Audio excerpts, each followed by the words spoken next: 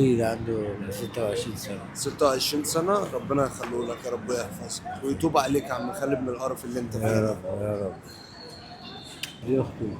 انت عايز هو وليد عاوز أخته ومش لاقي أبوه. انت عايز ايه تعمل ايه؟ عاوز طقم أروح بيه بس وليد عايز يخطب. اه بسم الله ما مش شاء لاقي الله. أبوه عشان يتقدم.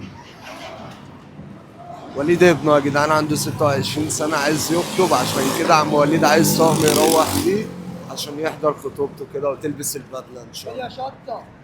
انت زعلان يا عم وليد؟ أنا عشان هو مش لاقي بيدور عليا مش لاقيه عشان عاوز يخطب. قالوا له فين أبوك؟ قال لهم مسافر. قالوا له لما يجي. يعني هو ما يعرفش مكانك بيدور عليك؟ بيدور عليا. انت من جواك زعلان صح؟ طبعا. حاسس بايه؟ عملت حاجات وحشة في الشقة كده، خدت حاجات عفش بودر وكده. البودر والحاجات دي. خدت حاجات من الشقة كده. ربنا يعفى عنك من الكلام ده يا عم وليد يا رب. يا رب. خش مصحة يا عم وليد. يا ريت والله. عايز تخش مصحة عشان خاطر وليد وتقف جنبه كده وتشرفه؟ طبعا هو زعلان عليه. هو وحيد. أمه ماتت مش لاقي أبوه. امه ماتت من السرطان؟ يا ريت أبوه مات. بعد الشر. يا ريت أبوه مات كان أحسن من اللي هو شايفه. لا لا لا الله، ما تقولش كده يا عم وليد. شايف حاجات وحشة من وراه.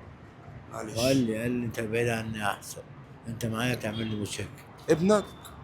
ما صحيح. قول له غصب عني مشاكل والله. وحشة. مش مشاكل يعني. هو مش غصب عنك يا عم وليد؟ غصب عني. الكيف ده وحش. حالة مسيطرة. هي بتجيلك حالة.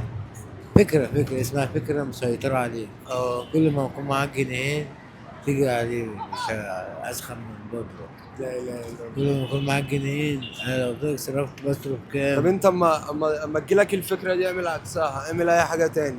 يعني لو جات لك فكره الضرب روح اشتري اكل، اصرف الفلوس اللي معاك. أكون قاعد من غير أكل لغاية لما أشرب من الغسيل.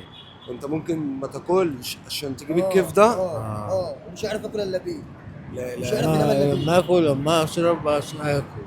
مش هشرب مش هاكل. أفضل من غير أكل. ولو الفكره زادت عن حدها وواحد معاه السيجاره ممكن تموته. اه والله. طب يا عم وليد، انا مش عارف اقول لك إيه يا عم وليد. قول يا رب. وعي الناس بقى. وعي الناس، وصل لهم العيال الصغيره